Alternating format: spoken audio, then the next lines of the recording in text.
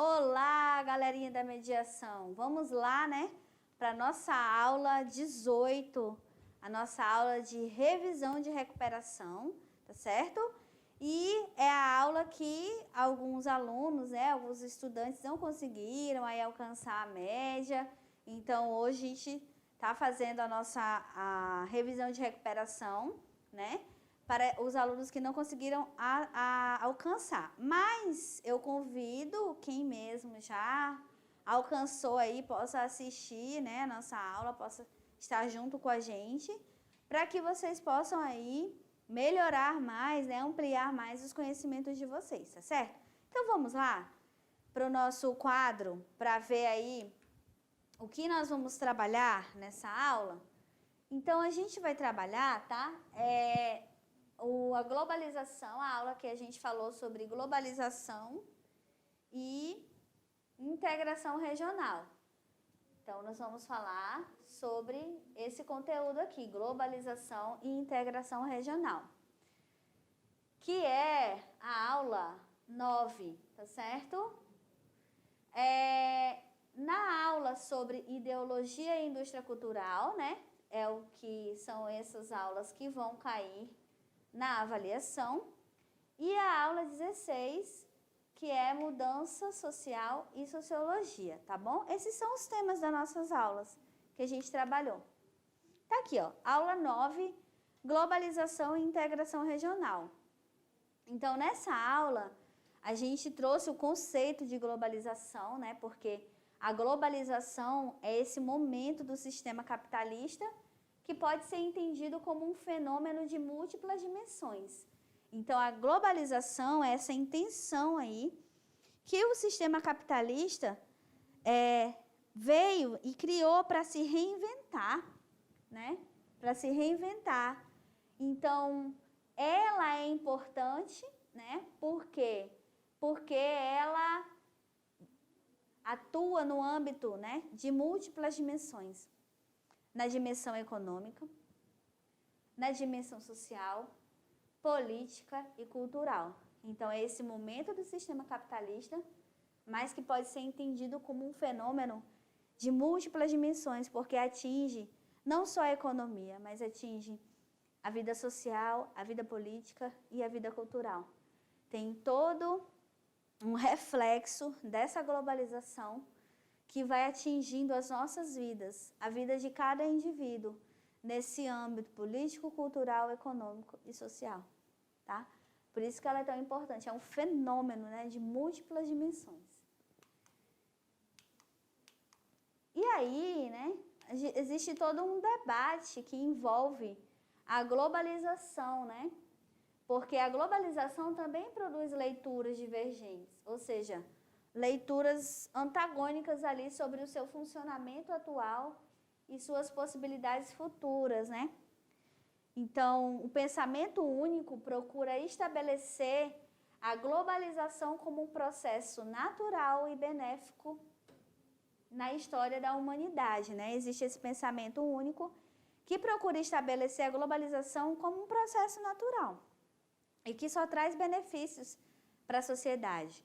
Mas como, né, a gente já conversou, a globalização não foi um processo natural, né? Foi um processo intencional e que, fora desse pensamento único, não traz só benefícios para todo mundo, né? Tá?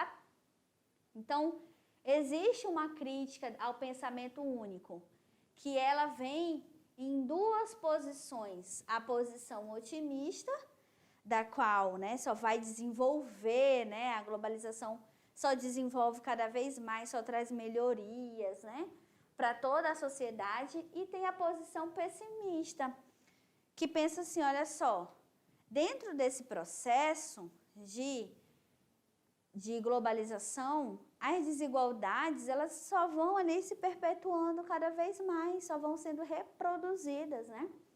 Então, em relação aos benefícios sociais e a outras consequências, existem dois pensamentos, o pensamento otimista e o pensamento pessimista, né? Onde o otimista traz ali os benefícios, a visão, né, otimista que dos benefícios sociais, né, da globalização, na verdade em todos os âmbitos, e a posição pessimista já tem aquele olhar, né, mais crítico, que na verdade ela vai perpetuando ali as desigualdades que já existem, né?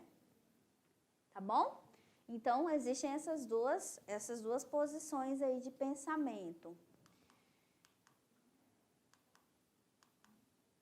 E a gente falou, né, que essa integração regional que existe, ela está muito atrelada com a formação dos blocos econômicos. Então, do ponto de vista político e jurídico, a integração a blocos econômicos é um ato soberano do Estado. E estar num bloco econômico, né, é uma posição política, né, e jurídica ao mesmo tempo, que os Estados escolhem, né, para estar. E nós trouxemos aqui 4 grandes etapas no processo de integração econômica. São 4 grandes etapas dentro desse processo, né, que são importantes a gente conhecer. Área ou zona de livre comércio é uma, união aduaneira outra, mercado comum e união econômica monetária, tá? São 4 grandes etapas nesse processo de integração econômica. E agora a gente trouxe uma questão, né, que a gente chama de a hora de recuperar, para vocês aí verem como que essas questões sobre essa aula pode aí vir na prova, né?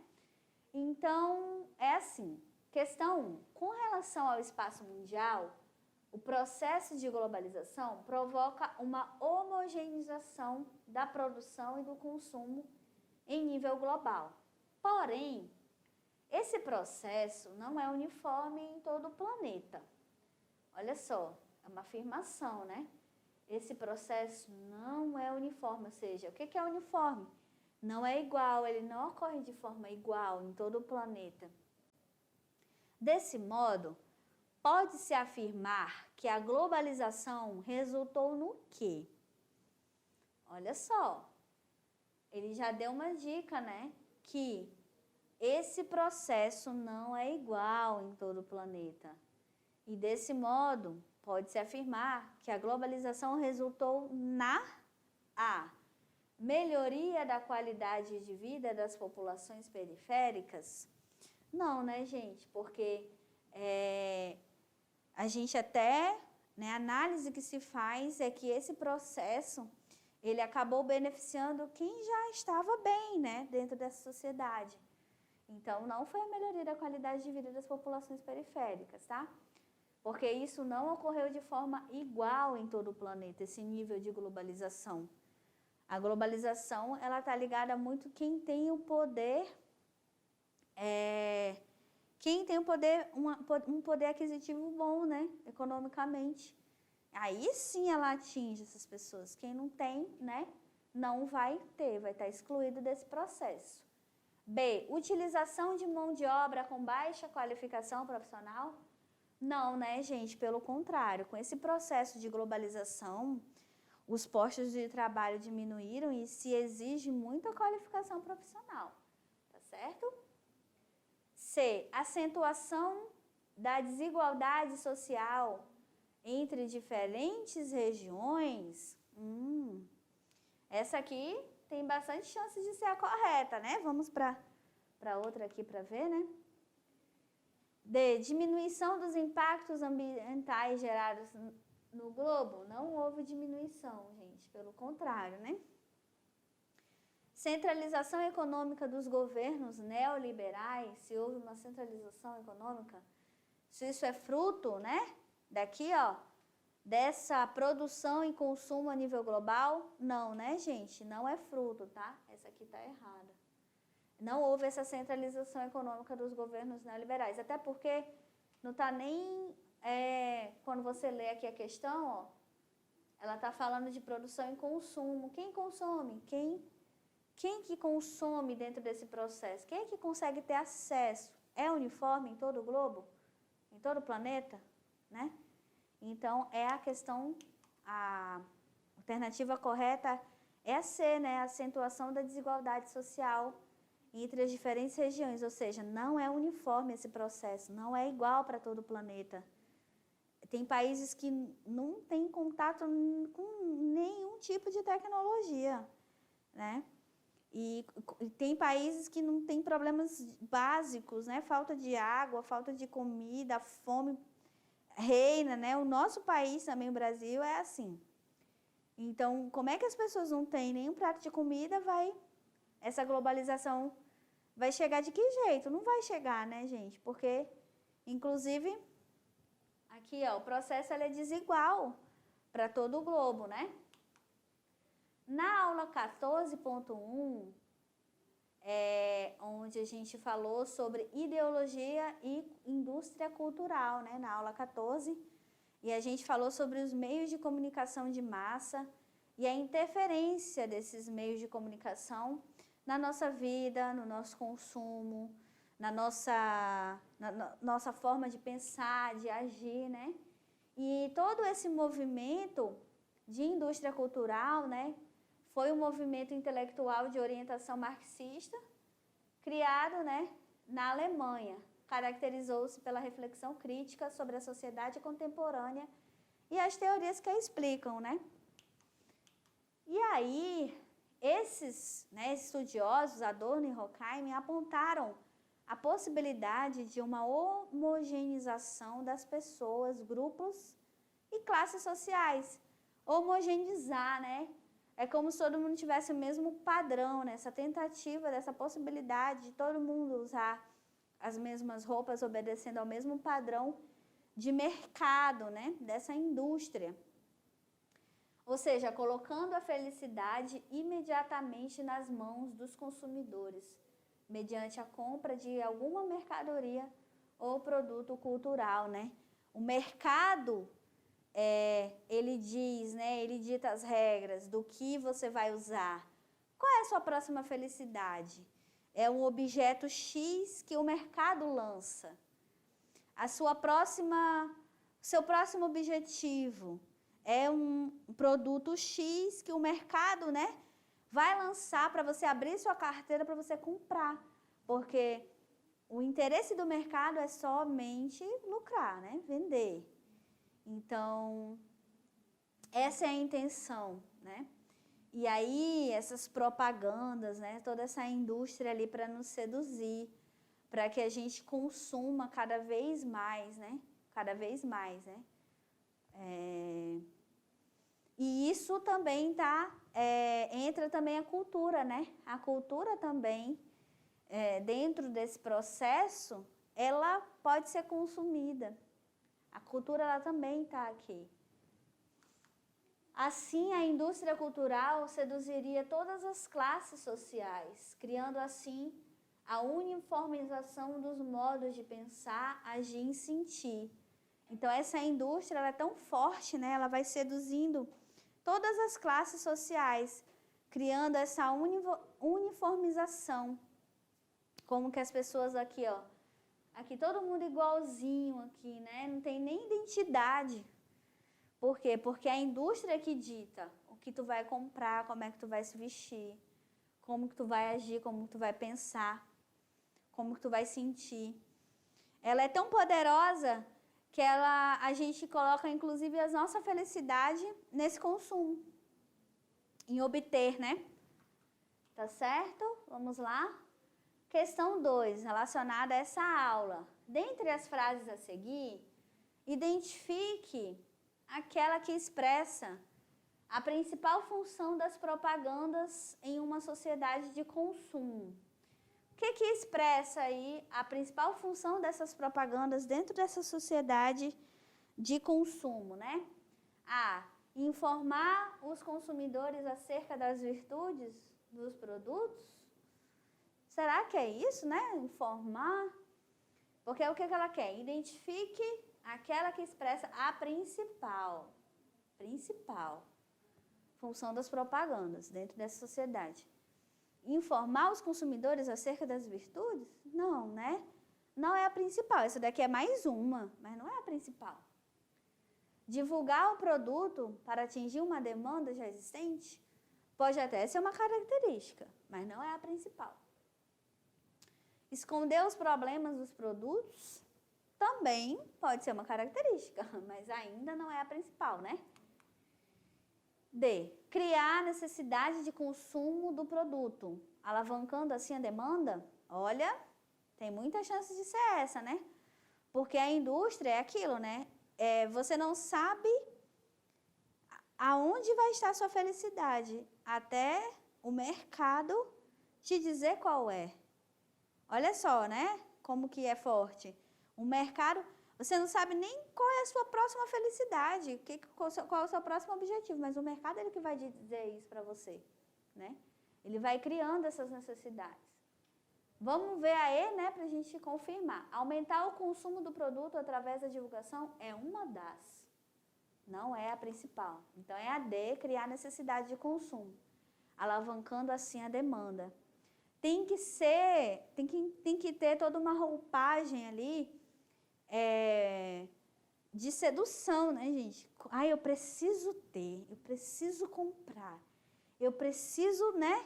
Então, criando essa necessidade aí para poder vender.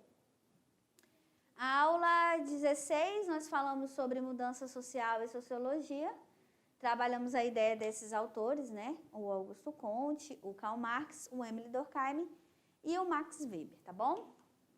A gente falou que como que cada um enxergava as mudanças sociais, né? Para Comte, o progresso se fundamenta na qualidade e na quantidade de conhecimentos das sociedades. Ele afirmou que a humanidade ela percorreu aí 3 estágios, né? Nesse processo da evolução do conhecimento. E aí o primeiro estágio é o teológico, aquele onde o homem ali ele está muito ligado com as questões das crenças, a fenômenos da natureza, as explicações, né? Elas não eram racionais, elas eram desse cunho aí, né? Mais ligados às crenças. O segundo estágio é o metafísico, é onde o homem começa a racionalizar, né? E aí ele já é o momento da filosofia, onde ele começa a entrar no pensamento mais racional. O terceiro estágio já é a ampliação do segundo estágio, que é o positivo, e onde ele começa a observar e testar os fenômenos, ir lá e querer ver, né? Experienciar esses fenômenos sociais. É o empírico, a busca do empírico, né? Querer a comprovação científica desses fenômenos, né? E aí a gente trouxe a visão do Marx, que o Marx ele só tinha um jeito para ele como que essa sociedade pudesse mudar, através de uma revolução, né? Do radicalismo. E só quem poderia fazer, só uma classe nessas condições é capaz de representar os interesses para a libertação de todos e liderar uma transformação, que era aí o proletariado. Só o proletariado, essa classe, poderia transformar a sociedade. A gente trouxe Durkheim, que na questão da mudança social ele observou que houve uma evolução da solidariedade, da mecânica que ocorria nas sociedades simples e da orgânica nas sociedades complexas, né? A mecânica que os laços eram afetivos, né? A questão de grupo era muito importante. Na orgânica, um fator principal é a divisão social do trabalho. É essa interdependência que nós temos uns com os outros dentro dessas sociedades complexas, essa interdependência da divisão social do trabalho. Cada um tem a sua função ali nessa divisão social do trabalho, né? Eu estou aqui, estou ministrando essa aula, preciso do intérprete aqui, do Sâmio, eu preciso do meu diretor que está ali dentro, eu preciso do editor, eu preciso de todo um conjunto de profissionais aqui, né? É característica dessa sociedade da qual a gente vive, tá certo? E o Weber, ele centrou sua análise nas ideias, nas ações, nas crenças, os valores individuais que permitiram a mudança social. Ele olhava para o indivíduo, né? Então, desenvolveu a ideia de que a ética protestante foi fundamental para o desenvolvimento do capitalismo, né? Aquela vida regrada de uma ética protestante, em um dado momento da sociedade, ela alavancou aí e o capitalismo se desenvolveu por conta dessa postura, né? Ele analisou a mudança social com base em ação e dominação. A mudança estaria limitada pela ação burocrática. Ele já via esse empecilho da burocracia, né? Então, a questão 3 diz assim, na questão da mudança social, Emily Durkheim observou que houve uma evolução da solidariedade mecânica, né, mecanizada, que tem poucos papéis sociais, pouca função ali, né? Como se fosse uma engrenagem. Para qual solidariedade, né? Aqui, a orgânica, né? É a questão certa, tá, galerinha?